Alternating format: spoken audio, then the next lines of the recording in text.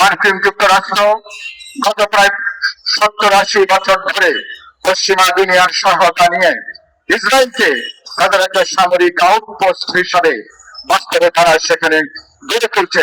লক্ষ্যটা হলো আরব দুনিয়ার তেল সম্পদের উপরে নিয়ন্ত্রণ প্রতিষ্ঠা করা, আরব দুনিয়ার যে খনিজ সম্পদ তার উপরে সেখানে নিয়ন্ত্রণ প্রতিষ্ঠা করা, একই সাথে সেখানকার ব্যবসা বাণিজ্য, সেখানকার শিল্প প্রতিষ্ঠান, এমনকি সেখানে সেবামূলক যে প্রতিষ্ঠান সেগুলোর উপরে বহুজাতিক কোম্পানিগুলোর নিয়ন্ত্রণ সেখানে প্রতিষ্ঠা করা।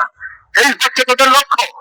গোটা আরব দুনিয়াকে এইভাবে আজকে তারা তাদের নত জানু অঞ্চল হিসেবে তারা গড়ে তুলতে চায়।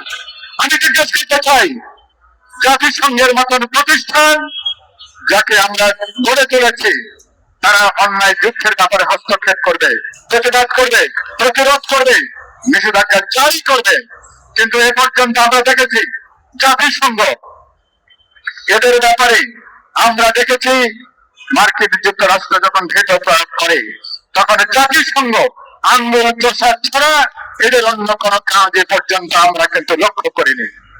আমরা পরিষ্কার করে বলতে চাই, এই হামলা আক্রমণ অবিলম্বে বন্ধ করতে হবে।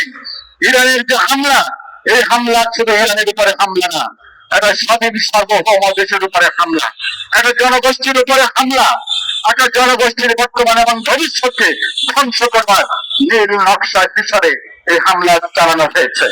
হ্যাঁ, ইরানের শাসন নিয়ে অনেকের প্রশ্ন আছে। কদিন আগে ইরানে বিরাট গণ আন্দোলন হয়েছে, গণবিক্ষোভ হয়েছে, গণঅভ্যুত্থানের পরিস্থিতি তৈরি হয়েছিল। ইরানের বর্তমান শাসকরাও সেখানে প্রায় 5,000 মানুষকে তারা হত্যা করেছিলেন।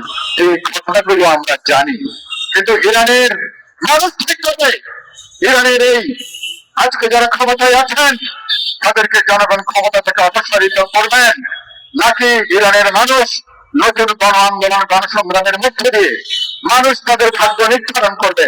ইরানের সরকার কি হবে, রাজনৈতিক কাঠামো কি হবে, দেশের রাজনৈতিক আদর্শ কি হবে, ইরানের জনগণই একমাত্র এটাকে তারা নির্ধারণ করতে পারে।